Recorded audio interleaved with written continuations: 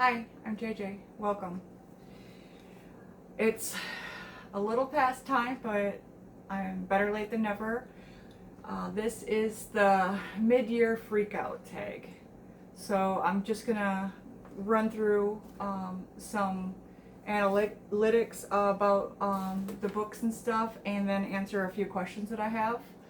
And I will just get started now. So I did read a total of 140 books this last 6 months. That is a little higher than average for me, but I had a job where I was able to read a lot as well as listen to quite a few audiobooks. But I have switched jobs now, so the next 6 months is going to be a lot less, probably half that, and what's going to be my average in the future, probably. So we'll see how well this next 6 months goes. So over half of them were over 300 pages. 25 were nonfiction.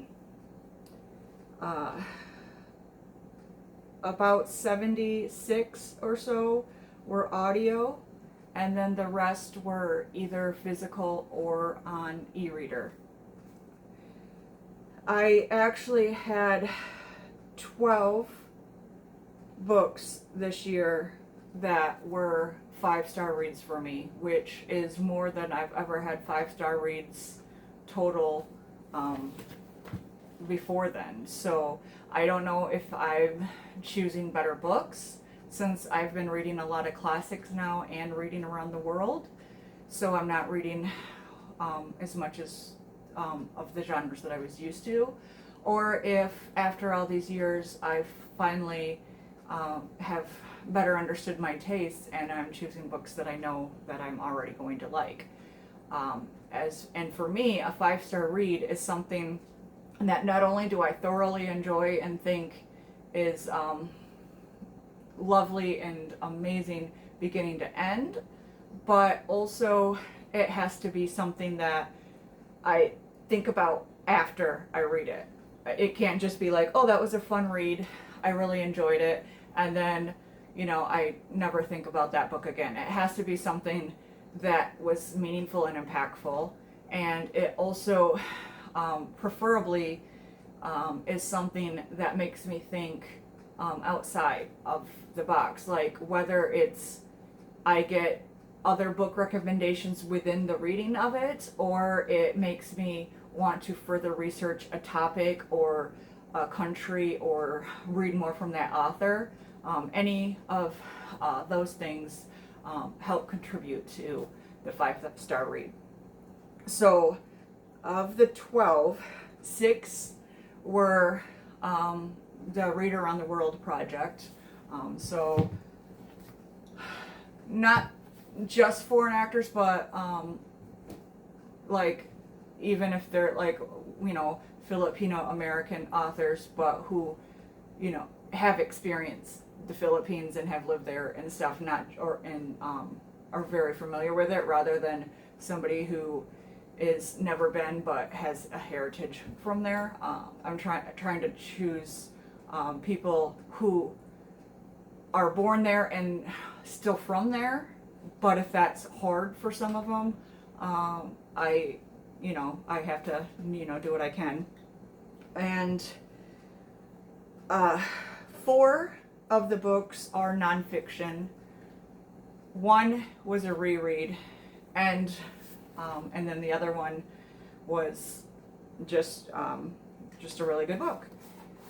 So the first one I want to talk about is my only reread, and it's actually the only book that I have a physical copy of at this moment, because it was a reread, but I have really enjoyed both times that I've read Address Unknown.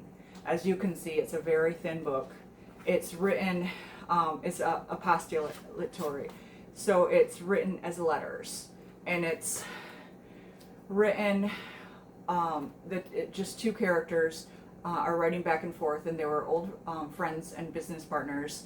And then one's Jewish, living in California still, and one moved and is living in Germany as Hitler rises to power. And this was written in 1938 by an American woman who actually had to use a gender-neutral name so that she could be taken more seriously and get it published. So she didn't even get to have her full name on the book originally. But she saw what was going on over there and tried to write in a way that would warn people, like let them know that, you know, there's this thing that we have to worry about. It's more serious than you realize, and it will affect us all. And so it's just, for how short it is, how powerful, like even the second time around is a gut punch. And in the best way possible, it is something that sticks with you. It is just something like how you can see what you would consider a normal, good person slowly get that idealization, or the, not idealization, but the indoctrination to become a full-fledged Nazi just in a short amount of time. And I found it utterly fascinating. So the other books, Funny Boy is from Sri Lanka, and I really enjoyed that. It gives a great history of it. It talks about race. It talks about sexuality, and just so many great things. Not great things. So many necessary things written in a great way by a narrator who is a kid, and who is a gay kid. And I read it at the beginning of the year, and it still sticks with me. It's still one of my favorite books of the year. Another one is, this one is from the Republic of Georgia, Hard by a Great Forest, and that is post-Soviet fall Georgia. So how they're treated when they go, you know, the ones who fled the Soviet problems and the Soviet, the invasions and the wars and stuff, and them coming back, and how dangerous it is for them. You know, this guy goes because his father went to try to see what happened to the rest of their family. When they fled, it was only a father and the two sons, and they were trying to get the money for the mom to come back, but she died before they were able to get her. And he's gonna go there to try to see the rest of their family, see who survived, but he goes missing. He disappears. So the brother goes, then he disappears, and so the remaining son goes, and it's his journey, and I really enjoyed that one as well. It's a harder read, just like the other one. Filipino American, like I had mentioned before, there's a great book called The Patron Saints of Nothing, and that is about the Filipino war on drugs, and American Filipino goes to visit family there because one of his cousins died, and they said it was suicide, and then he learns that it was he was killed in this drug war, but he does not believe that he was on drugs, and he thinks that there's something else. So he does his own investigation, and he had never been home to his family in the Philippines for the last 10 years. So he's learning his own history, his own heritage, and falling in love with his country again, but in this backdrop of violence and where everyone is scared. And I just loved how it was a family drama. It was a history of a country, but it also was a mystery, and that I enjoyed it a lot.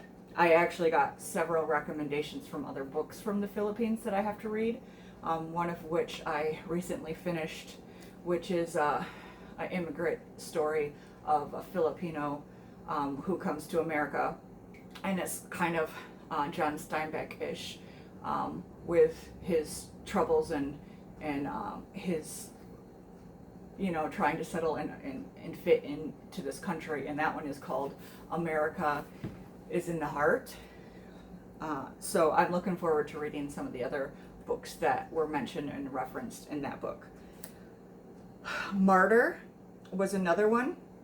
And Martyr is Iranian American, and that is probably still stands out as my favorite book of the year. I don't know why. I must have read it at the exact right time, but that book just absolutely like it just registered with me. It still stays with me, but it's this guy who's struggling with life. He doesn't really have many connections. He doesn't really have a whole lot going on with him. He starts to get obsessed over martyrs because his mom was killed in a plane crash, and it was completely an unnecessary thing. Like, there was no reason for her to die. It was an attack that nobody liked to talk about. It was targeted, and he just has never gotten over losing his mom and useless violence. So he just becomes obsessed with like what martyrs are and if his mom would be considered one. And in doing so, he also finds out about this woman who is doing this art exhibit because she's dying, and she's allowing people to come up and ask her questions, like any questions about life. And he becomes obsessed with her because in his own way he sees her as a martyr. Like, she's not letting death win. She's going out on her own terms, and she's willing to talk about it and not hide it. And so it also talks about, like,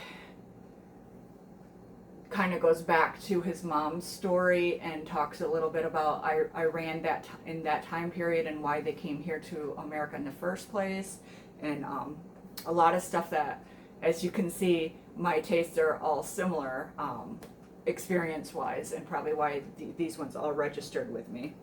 But I really enjoyed that one. And another one that was absolutely fantastic that I was not expecting to love nearly as much as I did was is Woman at Point Zero. And that is an Egyptian book. And man, I don't even really want to talk much about this one to spoil it or anything, but it's this woman who is on death row for killing a guy. And this other woman comes in, tries to talk to her, tries to get her story. So you get to find out like all these circumstances that led her up to what they say she did. And I'll just leave it at there just because I just thought it was beautifully written. It's a commentary on how women are treated, how women are seen, how powerless they are, and it was compelling in a wonderful way. And the other one is from the Netherlands, The Safe Keep, and that is another gut punch of a book. It's going one way that you think that it's this mystery, and you're trying to figure out, and then it turns and goes a completely different way. So this woman is it's not her house. She's living in it until her brother will inherit it, and then she has to figure out what she's going to do afterwards, because women, she couldn't inherit the house herself. But her brother's girlfriend stays with her for a while, and they do not get along at all at first, and then things start going missing, and she starts to think that this girl is doing something, and she's you know, wondering why that she might be doing it. And they actually, like, there's a whole lot to figure out with their relationship with each other, but then you get their individual history as well. And once again, I am very bad at explaining this book just because there's twists that I don't want to spoil, but I want to give you enough to say that it is definitely worth reading. You go in there thinking that it's this mystery or maybe even like a ghost story type of thing, the vibe that you're getting, but then you get something so completely beyond that it's just so good. So those are the ones that are from other countries, or about other countries.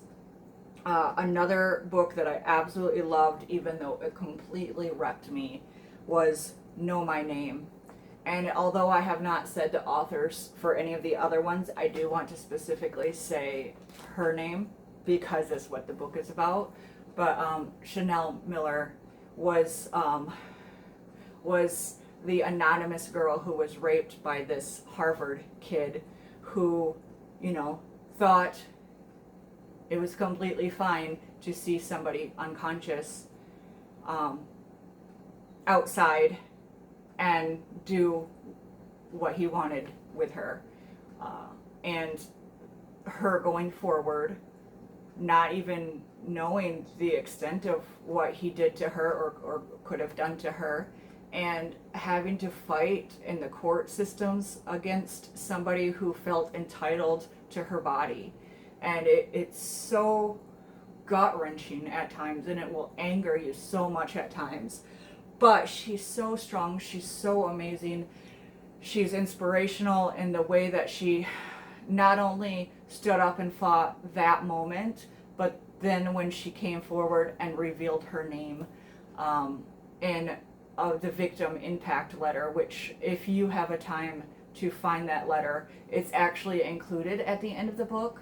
But I think there's videos that you can find of people reading it, because that letter alone is worth the read of the book. But the book itself is fascinating and empowering, and you just have to read it anyway.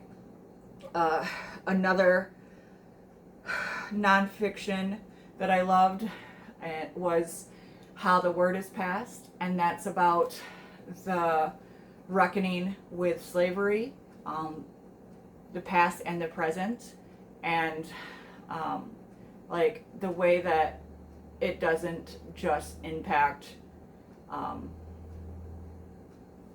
the people who are involved, but it impacts society as a whole, and how we choose to accept our part in these stories and change and be better by acknowledging what we did wrong in the first place, and how there are still some institutions and some places that refuse to do any kind of reckoning or any kind of acceptance, and just like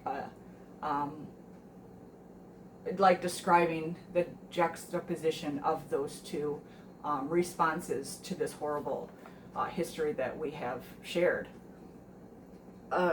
Another one along those same lines is Night, and that is the memoir of a Jewish, a Holocaust survivor, and that's just as gut-wrenching as the other two that I mentioned, but just as necessary.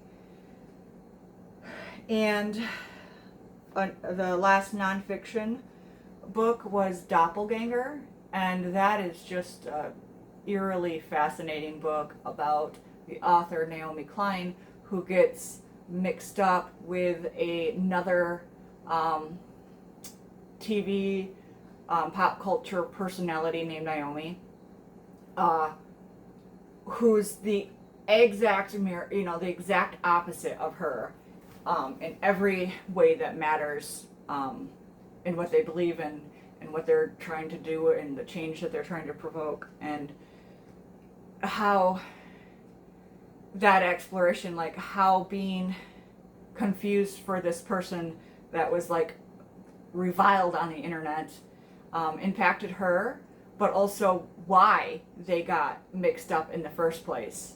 And then she talks a lot, which was fascinating in history, about how either she mentions doppelgangers in other areas, whether it's film or movies, or film or books, or different genres of art. I don't even know if that's the right word, where you get to see how these cultures explore this phenomenon of a doppelganger, but also how you can go from being one person and the circumstances that push you over to becoming a complete opposite person, because they didn't always start at polar ends of the spectrum. They were more aligned until and that's what she wanted to explore, is like what pushed this other Naomi over the edge, and how that pushes, like what causes us to just flip. There's mentions about all kinds of stuff in history where you get to see normal people reacting against their regular beliefs or their previous beliefs, and the exploration of how that happens and why, and how often it happens is really, really interesting. Specifically, there was a really interesting chapter, since she herself is a Jew, her take on the Israeli-Palestinian conflict that's going on now, and how you can go from being a victim previously to being the oppressor now, and just that, and once again, that flip and that change. So definitely an interesting read. Dense. It can be kind of hard to get through, but it is worth it. And then the other book is Life of Pi. I did not expect to love this book as much as I did, but I thoroughly enjoyed it. I don't dare see the movie yet, just because I think that all the stuff that I loved about the book is going to be left out in the movie. I love the exploration of how he tried on different religions to see what fit. And I just found that fascinating, because he understood more about each of them than I do about any. So I love that, and also the importance and how powerful storytelling as a medium is. Like, he told a story one way, he wasn't believed, so then he told it another way, and then he was believed, and it's like, well, which one was the truth? And why was one believed over the other? And so that is a lot. But besides those, there were a couple of books that were almost at that 5-star for me. I absolutely loved the Beartown trilogy. I've only read the first 2 books, but both of them were 4.75 stars. This summer I'll be reading the last one, The Winners, for Big Book Summer, and probably also for the Summer of Sport, because it would fit both of those. But just the way he writes complex characters, the way he just gets into the lives of everybody in a community, and how important community is, whether it's a good one or a bad one, and what makes a good community make mistakes, and how can they turn back from that. Another one that should have been there as almost is The Boy Who Drowned the World, which is the sequel to The Girl Who Became the Sun, Girl Who Became the Sun, and that's a duology, and both are ancient Chinese mythology / history, and very, very well done. And I think there was one more, but I can't remember right now, so if I do remember, I will put it down below. But I know there was another one that was right at the cusp.